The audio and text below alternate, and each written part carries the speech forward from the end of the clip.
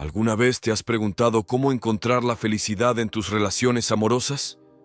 Los estoicos creían que el amor era una de las emociones más importantes en la vida, pero también sabían que podía ser una fuente de dolor y sufrimiento.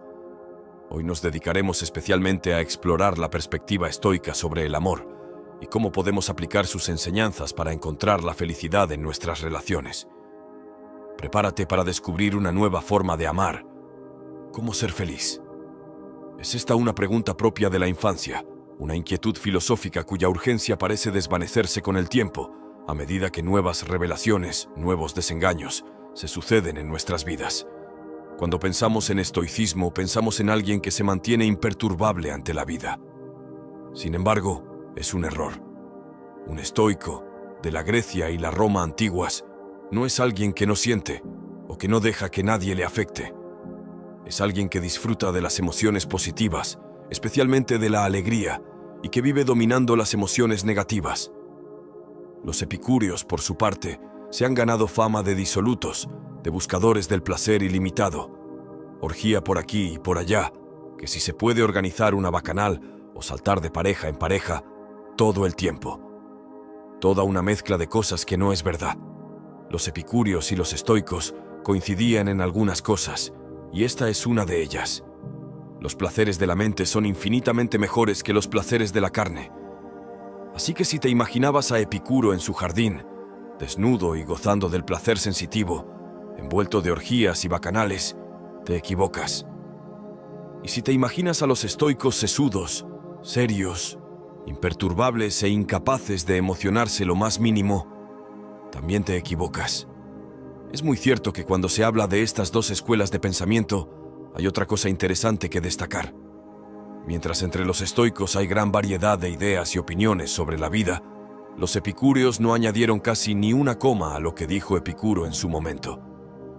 También es verdad que los estoicos cambiaron mucho desde que nacieron en Grecia y acabaron por ser populares en Roma, ya después de Cristo, y que el epicureísmo perdió adeptos a la muerte de Epicuro. También se parecían en algunas otras cosas, en concreto, en su definición de qué es ser feliz. Los estoicos y los epicúreos creían que la forma de alcanzar la felicidad era con una práctica continua de vivir una buena vida o eudaimonía. Coincidían en que la paz de espíritu, que ellos denominaban ataraxia, es básica para ser feliz. En cómo conseguirlo y en qué te da paz, en eso no coincidían. Y de allí surgen las distintas ideas sobre la sensualidad, el sexo y el amor entre los estoicos. Primeramente, creían que para ser feliz debes llevar una vida juiciosa, bella, prudente y justa. Un montón de cosas bonitas que tarde o temprano se iban a ver comprometidas por la presencia de otros seres humanos. Porque siempre ocurren cosas, casi a diario, que nos sacan de nuestro apacible mundo mental, dirigido y estoico, pero la sociedad actual se ha acostumbrado a echarle la culpa de eso a los demás. Pero hay otras personas por las que no sentimos desagrado, o no siempre. Hay personas con las que convivimos y con las que establecemos lazos afectivos. Pueden ser tu madre, tu padre, tus hermanos o tus amigos. Y serán las personas que más te sacarán de quicio, pero habrás de quererlos. Pero, ¿cómo quererlos bien si te presionan a diario? Ante los embates de la existencia, uno tendería a creer que el estoicismo, encarnado en particular en el pensamiento de Séneca, Epicteto o Marco Aurelio, fuera la filosofía más pertinente, la más dotada para brindarnos hoy, aunque tan distinto del nuestro sea el contexto político, social y cultural en el que germinó, la munición intelectual que precisamos para ser felices. El estoicismo y su hincapié en el control de uno mismo parecerían ser la fuente de inspiración más indicada para vivir mejor, para volver la mirada hacia nosotros mismos y hacia los demás. Y sin embargo, en cierto momento podemos darnos cuenta que no basta con la disciplina promovida por los grandes estoicos para soportar las dificultades. Es igualmente preciso conservar la capacidad de disfrutar plenamente de la vida y de los placeres que ésta ofrece. Placeres simples, como por ejemplo el que nos proporciona el primer sorbo de un buen vino por la noche tras una larga jornada. A la corriente que conocemos con el nombre de epicureísmo, le debemos esa tendencia a disfrutar de los pequeños placeres, sin caer en la excentricidad. Hacia el 306 a.C., un ciudadano de 34 años procedente de la isla de Samos llamado Epicuro, fundó en Atenas una nueva escuela filosófica. Se trataba de una comunidad vagamente jerárquica, unida en torno al maestro y sostenida merced a las donaciones de sus discípulos. Como sede de la escuela, Epicuro eligió un jardín en las afueras de la ciudad. El jardín sería el nombre por el que familiarmente se la conocería desde entonces, no muy lejos de la Academia Platónica, y una casa, en el Demo de Melite, que años más tarde Epicuro legaría a sus discípulos en su testamento. El jardín pronto alcanzaría la fama como una de las mejores escuelas filosóficas de toda Atenas. A diferencia de otros filósofos, ya sean platónicos, aristotélicos o estoicos, Epicuro se preocupó desde un principio por exponer su doctrina de un modo que resultara claro y accesible a todos, cercano al lenguaje hablado y alejado de la jerga filosófica. Condenó la paideia, la cultura escolar de su tiempo, basada en el estudio de los textos literarios, y en particular poéticos, a los que acusaba de ser incapaces de ofrecer respuesta para las preguntas más fundamentales. Para Epicuro, todo aquello no era sino un conjunto de quimeras de las que era absolutamente necesario desprenderse si uno deseaba llegar a la verdadera filosofía. Su opinión era: la ciencia de la naturaleza no hace hombres forjadores de jactancia, ni de palabrería, ni ostentadores de esa cultura propugnada por el vulgo, sino activos, satisfechos consigo mismos y muy orgullosos de los bienes de la persona y no de los que nos procuran las cosas. Los principales escritos de Epicuro que han llegado hasta nuestros días lo han hecho gracias al 10º volumen de una obra titulada Vidas y opiniones de los filósofos ilustres, escrita por Diógenes Laercio, un historiador del siglo III, del que apenas nada sabemos. Tales obras son, en esencia, 3 cartas que Epicuro habría dirigido a 3 de sus discípulos. La primera, la carta a Heródoto, está dedicada a cuestiones de física, es decir, del conocimiento de la naturaleza, la cual, como veremos, juega un papel primordial en la doctrina epicúrea. Sabemos que la principal obra de Epicuro, de la que apenas conservamos unos pocos fragmentos, llevaba justamente por título De la naturaleza. Otra de las cartas, dirigida a Pítocles, se ocupa de los fenómenos celestes, mientras que la última, la carta a Meneceo, tiene la ética como protagonista.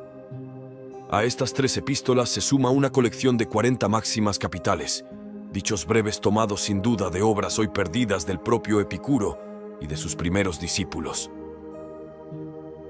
Las 4 primeras de esas máximas, que los epicúreos bautizaron con el nombre de el cuádruple remedio o tetrafarmacos en griego, sintetizan lo que constituye el auténtico corazón de la filosofía epicúrea: liberar al hombre de las preocupaciones, ayudarle a vencer el miedo a morir, enseñarle en qué consiste realmente el placer y permitirle derrotar a la muerte.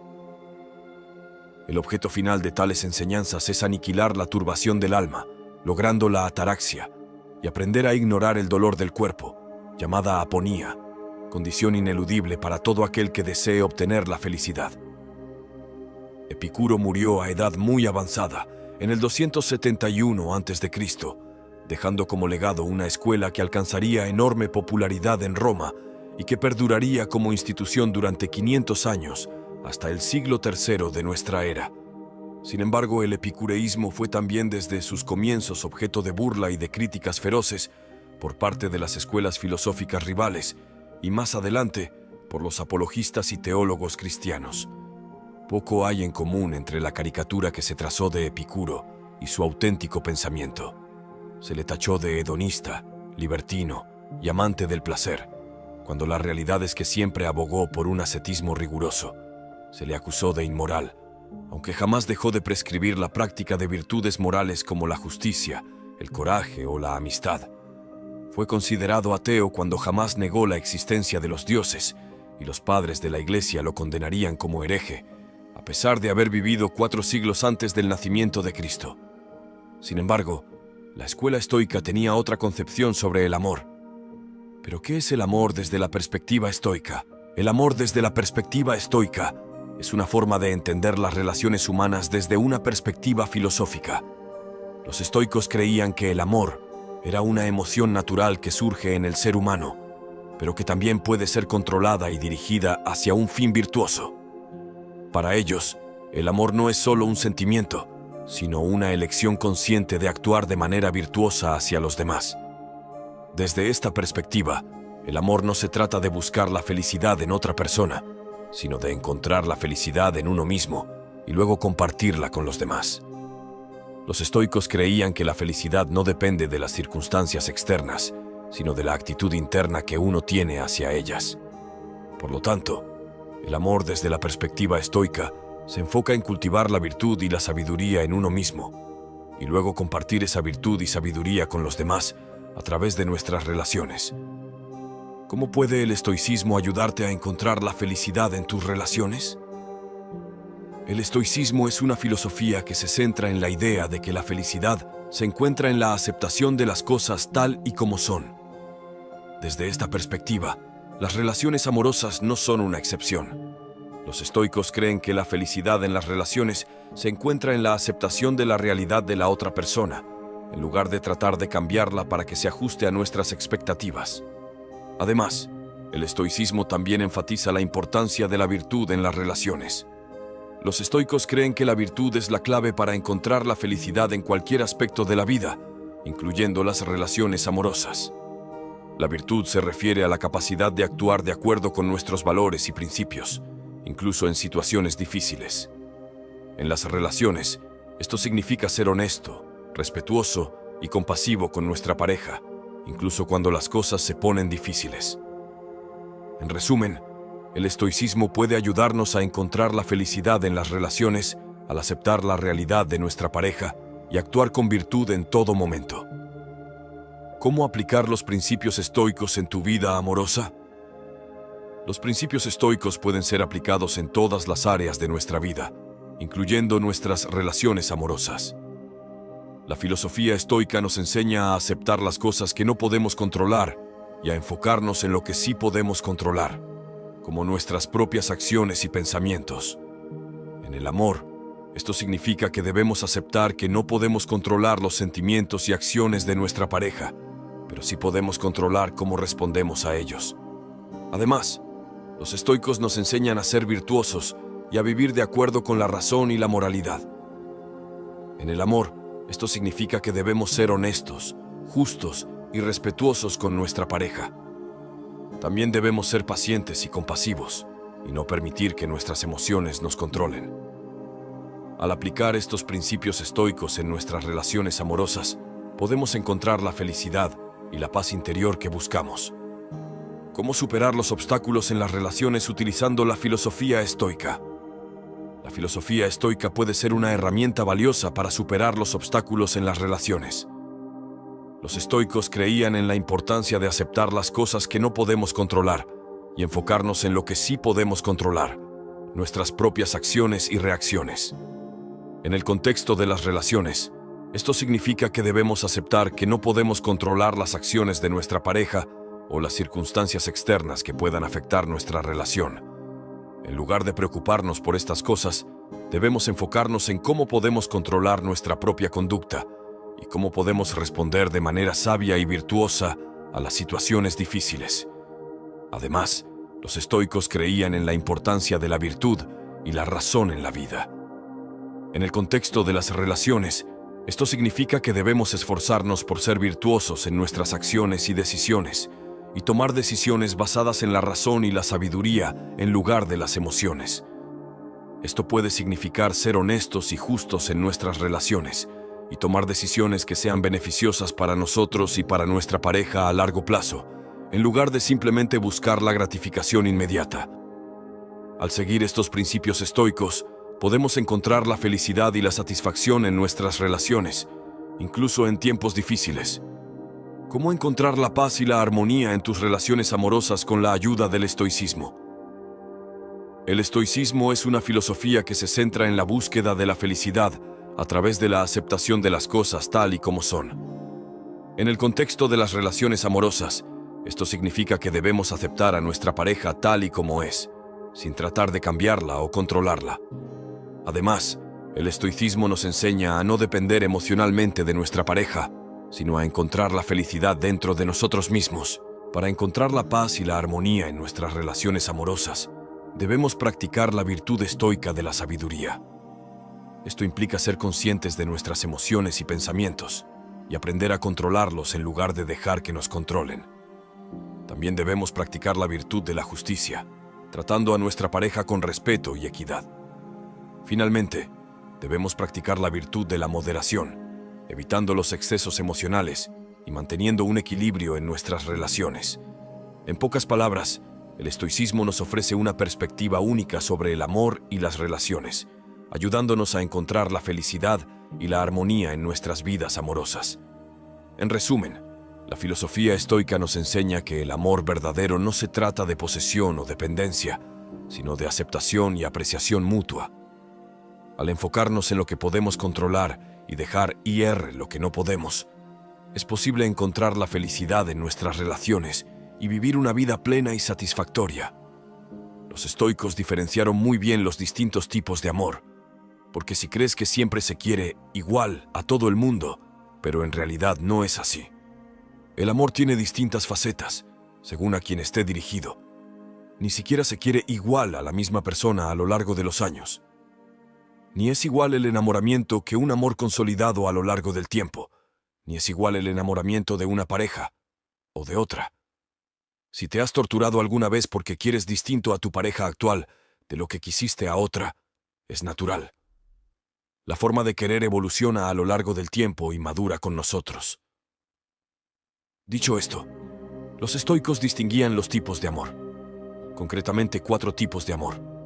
En primer lugar, la filía, o amor fraternal.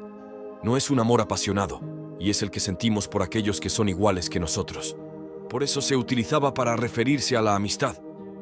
El amor que se siente por tu pareja y por tus hijos es ágape, y es el tipo de amor que los cristianos dicen que Dios tiene por su creación. El amor irreflexivo se llama storge. Es el amor que sientes de forma apasionada porque algo te lo genera, incluso aunque no tenga sentido, como la afición a un equipo de fútbol. Y el eros, el amor erótico, el gran triunfador de los amores, que para los estoicos no era solo carnal, sino mental. De hecho, el significado original de eros, de erotismo, responde a una excitación que trasciende lo puramente carnal para llegar a estimular la mente y el espíritu. Ahí están, las 4 formulaciones de lo que es amar para los estoicos. ¿Pero son todas igual de buenas? El matrimonio y el sexo en el estoicismo eran aspectos que debían ser considerados especialmente. En el manual de Epicteto, conocido como Enquiridión, él dice: con respecto a los placeres del amor, abstente si puedes, antes del matrimonio, y si gustas de ellos, que al menos sea según la ley. Pero no seas severo con aquellos quienes los usan, no los reprendas ni censures, ni te vanaglories de tu continencia. Y así pensaban también otros estoicos tardíos. Musonio Rufo defendía el sexo solo en el seno del matrimonio, y Marco Aurelio incluso pensaba que debía quedar reducido a una mera fricción de miembros y una descarga eyaculatoria. Verás, creían que uno debía hacerse fuerte y practicar ciertas privaciones para ser resistentes frente al sufrimiento. Así que el placer sexual quedaba reducido a una faceta muy concreta de la vida, la de la intimidad en el matrimonio. Pero, ¿qué era el matrimonio para los estoicos, en una sociedad en que las mujeres no eran siquiera ciudadanas? Pues, por lo visto, los estoicos entendían el matrimonio como una alianza perdurable de cuidado mutuo. A pesar de ser grandes individualistas y dar un poder extraordinario al cuidado de uno mismo y a la reflexión, los estoicos defendían el matrimonio y el cuidado de ambos miembros de la pareja, de forma recíproca. Ambos debían cuidarse entre sí y acompañar el crecimiento del otro, aunque en la época actual eso sería una utopía. Los epicúreos, en ese aspecto, pensaban diferente. También distinguían el placer sexual, afrodisía, del amor o eros, y también consideraban que tenía sus inconvenientes. Sin embargo, esos inconvenientes eran bien distintos en comparación con los estoicos. Marco Aurelio reducía a un mero frotis el acto sexual. Epicuro lo admiraba como una estrategia útil, al menos en ciertas circunstancias. Verás, los epicúreos eran muy admiradores de eso de la conveniencia, y el placer sexual era conveniente para relajar las tensiones que se acumulan a diario. Ya sabes, darse una alegría y disfrutar unos momentos. No obstante, el amor romántico era un problema enorme. Las parejas monógamas eran consideradas como un gran problema que perturbaba la paz de su comuna en el jardín, y había celos y posesividad y esas cosas, por lo que no era el objetivo principalmente buscado, y por eso había que apartarse del amor posesivo y dar paso a la amistad. La amistad era la relación más pura y más admirable, y aunque también nacía de la necesidad de no sentirse solo, enseguida se convertía en una oportunidad para ser mejor persona. Porque los epicúreos eran mucho de comportarse como si alguien a quien admirasen estuviera siempre viéndolos. ¿Tú qué harías si Ronaldo o el Papa supieran qué estás haciendo? En fin, que eran bastante convenientes. Y la estrategia de siempre te están observando es común a muchas otras formas de entender el mundo. Epicúreos y estoicos consideraban los distintos tipos de amor de forma diferente. Y hoy en día, en Occidente, no son pocos los que pueden sentirse identificados con una forma o con otra.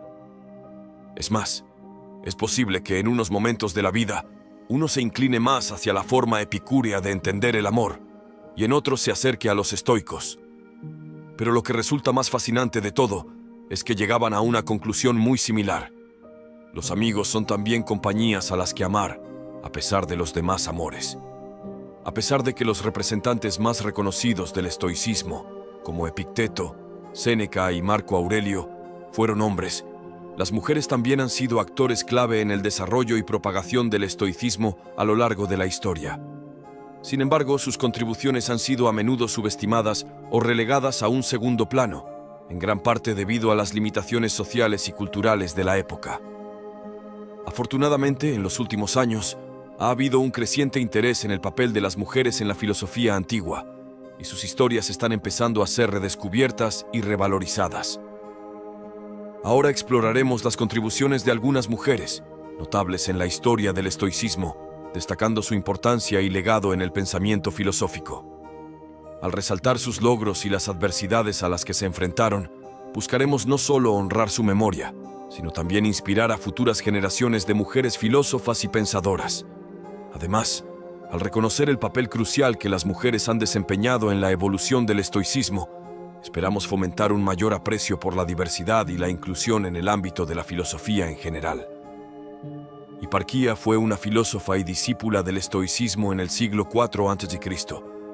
Casada con Crates, un filósofo cínico, Hiparquía adoptó y adaptó las enseñanzas cínicas y estoicas en su vida y obra. Su compromiso con la igualdad de género y su desafío a las convenciones sociales de su tiempo la convierten en una figura pionera en la historia del feminismo y el estoicismo. En una época en la que las mujeres estaban relegadas a un segundo plano en la sociedad, Hiparquía eligió seguir una vida de estudio y filosofía. Su decisión de adoptar el estilo de vida cínico, caracterizado por la simplicidad y la autosuficiencia, fue un acto revolucionario en sí mismo. Hiparquía también participó activamente en debates filosóficos y a través de su compromiso con las ideas estoicas, contribuyó al desarrollo de la ética y la moral estoica. Porcia Catón, hija de Catón el Joven y esposa de Marco Junio Bruto, fue una mujer de gran intelecto y conocimientos filosóficos. Se dice que Porcia fue educada en el estoicismo por su padre, y su vida estuvo marcada por la defensa de la libertad y la resistencia a la tiranía. Porcia desempeñó un papel crucial en la vida de su esposo, Bruto, alentándolo a participar en la conspiración para asesinar a Julio César en defensa de la República Romana. Se cree que su educación estoica influyó en sus decisiones y acciones, demostrando el poder y la relevancia de las enseñanzas estoicas en la vida política y personal. Fania, hija de un senador romano y nieta de un cónsul, fue una mujer valiente y resuelta que vivió en el siglo I después de Cristo. Su vida estuvo marcada por la persecución y la resistencia a la tiranía del emperador Domiciano. El punto principal es la perseverancia estoica frente a la adversidad. Fania abrazó el estoicismo como una filosofía de vida y, siguiendo sus principios, se mantuvo firme en sus convicciones a pesar de la persecución y el exilio. Su valentía y resistencia al poder tiránico de Domiciano la convierten en un ejemplo de cómo las enseñanzas estoicas pueden ayudar a enfrentar situaciones difíciles y mantener la integridad personal. Analicemos el legado de Fania. Aunque gran parte de su vida y obra no se ha preservado, el ejemplo de Fania resalta la importancia de la perseverancia y la resistencia en la práctica del estoicismo. Su historia también demuestra cómo las mujeres de la antigüedad desempeñaron un papel activo en la lucha por la justicia y la libertad, poniendo en práctica las enseñanzas estoicas. Musonius Rufus ejercieron una profunda influencia en todo lo referido a los géneros. Aunque Musonius Rufus fue un filósofo estoico masculino, su impacto en la historia de las mujeres estoicas es innegable. Rufus fue un defensor de la igualdad de género en la educación y la filosofía, argumentando que las mujeres eran igualmente capaces de alcanzar la sabiduría y la virtud. La educación pasó a convertirse en algo sumamente importante. Rufus sostenía que las mujeres debían recibir la misma educación que los hombres, ya que la virtud y la sabiduría no tenían género. Esta perspectiva fue revolucionaria en su tiempo y sentó las bases para la inclusión de las mujeres en la práctica y el estudio del estoicismo. La enseñanza de Rufus abrió las puertas a muchas mujeres para seguir el camino de la filosofía estoica y contribuir al desarrollo y difusión de las ideas estoicas. Al reconocer y fomentar el potencial de las mujeres en la filosofía, Rufus ayudó a crear un entorno más inclusivo y equitativo en el estudio del estoicismo. Como conclusiones podemos definir que a lo largo de la historia, las mujeres han desempeñado un papel fundamental en la evolución del estoicismo como filosofía y práctica de vida. A pesar de enfrentarse a obstáculos y limitaciones impuestas por su género, mujeres como Hiparquía, Porcia Catón y Fania abrazaron las enseñanzas estoicas y dejaron su huella en la historia de la filosofía. Además, gracias a figuras como Musonius Rufus, las mujeres tuvieron la oportunidad de acceder a la educación y la práctica filosófica en igualdad de condiciones. El legado de estas mujeres estoicas es una prueba de la relevancia y el poder del estoicismo en la vida de las personas, independientemente de su género.